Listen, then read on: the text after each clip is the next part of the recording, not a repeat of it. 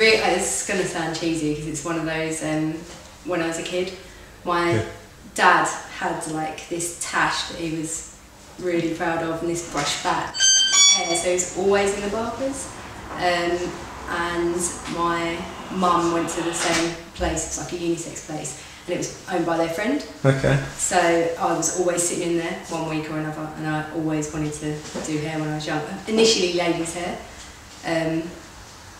but yeah, I wanted to be a hairdresser, so it just came from there, being a kid. And so did you start as a hairdresser, or you went straight into? No, I got caught up in youth work. I was a youth worker for 10 years, doing like outdoor instructing and stuff like that, and then it got to the point where I had to sit behind a desk because I got too high up. So I'd been to like various places to ask if I could train. They were like, you're too old, you're too old, you're too old, and yeah, I got a bit disheartened. But then my boss's dad now done competitions, and I'd always heard his name through when I was little, when I was at the shop and everything. So my mum said, like, go chat to him, and he said to me, would you want to do ladies' hair specifically, or do you fancy being a barber? And I was like, I kind of fancy being a barber actually, because I've always, in the jobs that I've had before, they've always been male orientated and male led careers. So I've always been around the guys. So I was like, no, I really fancy doing this. So yeah, straight into the... So you do the traditional aspect in terms of using the cutthroat razor and the traditional shave? Yeah, all of that stuff. Like, I was so keen to do it. I spoke to the guy who was training me first, and he said, this is going to take you a while, like, you know, you've never done this before. And then 3 months down the line, he said to me, do you want a job? And I was like, yeah, okay. So I kind of muscled my way through it, and yeah, just because I really wanted to do it, I just straight in there. Generally, I think that I'm not saying that other guys rush and things like that. I mean, everyone has their own like vibe in here, but I'm the one that's gonna make an absolute fuss. Like I do like to treat everyone with like it, from the babies to the OAPs all the way through, get exactly the same service from me, so they don't like cut any corners or anything like that. I like to make sure that everyone's got that. Everyone deserves that spot on haircut. So yeah, I think generally because I'm a attentive lady.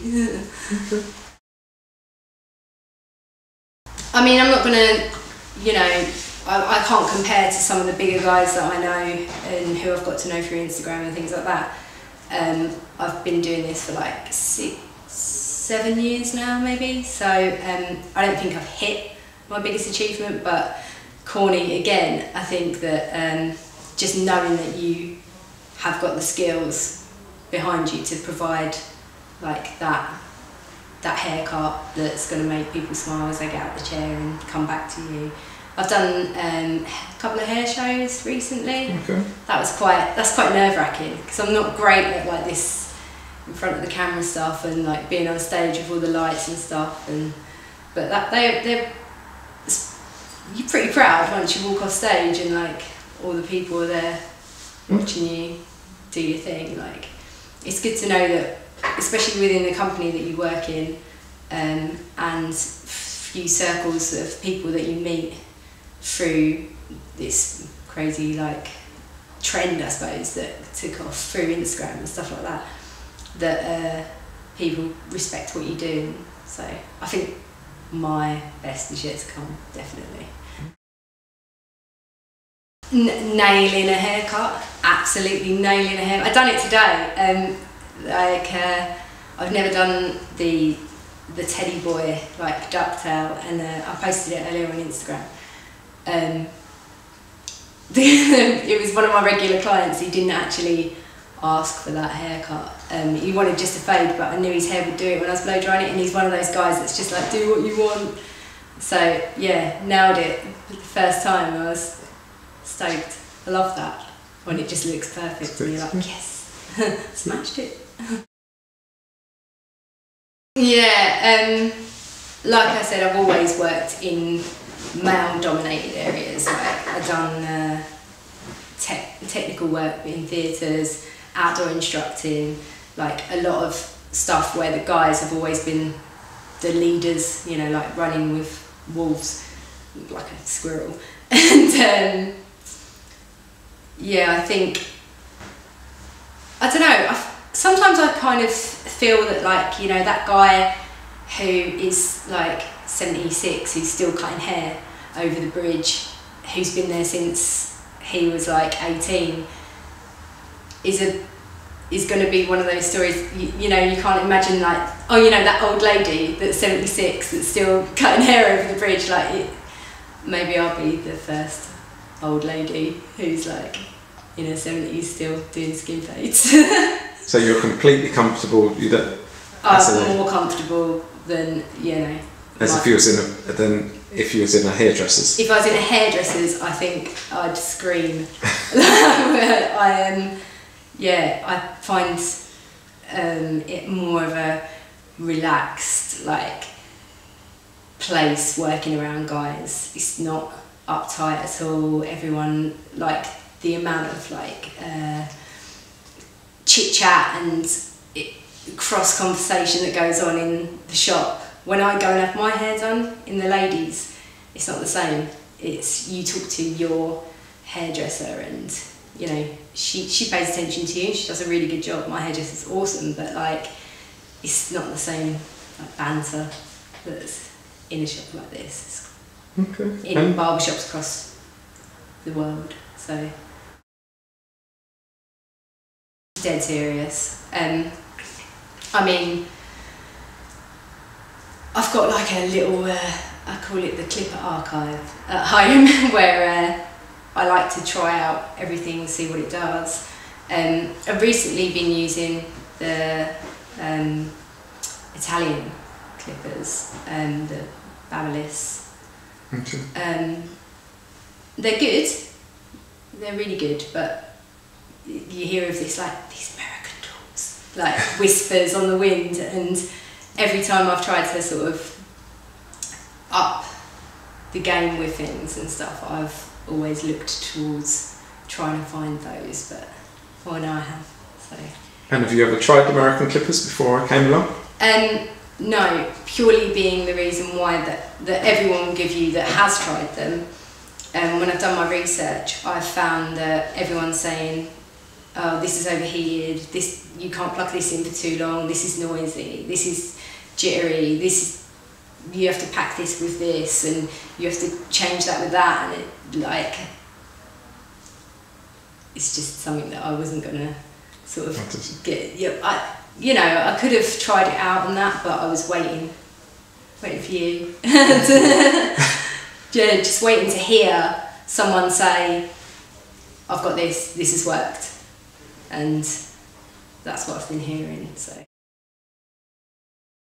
I just think that it gives you that edge on some of the styles that you've been wanting to do. So like, yeah, we do skin fades all day long here, but then I speak to a couple of the guys who are in other barbershops that I speak to, that I network with, and they're like, you need to get on this now, like this is gonna really give you the edge on that fade, or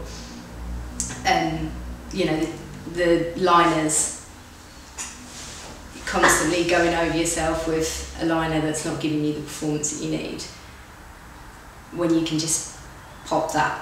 Like, I think I'm just going to be generally all round bouncing around my chair, to be fair, because I think that there is like much more attention with guys and their haircuts now. So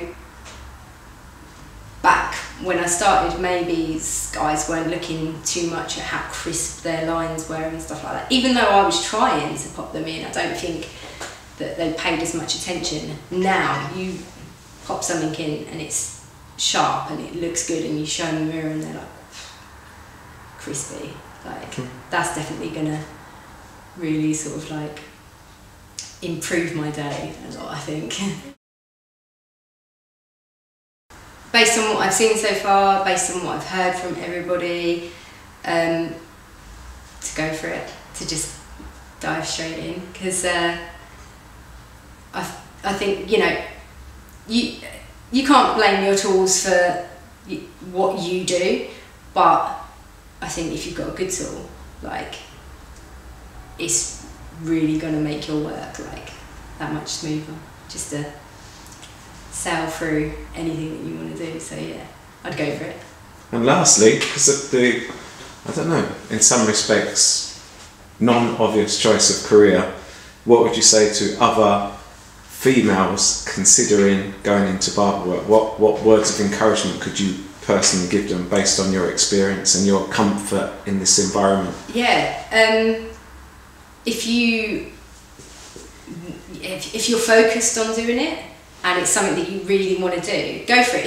It's not glamorous, like, by all means it's an awesome job.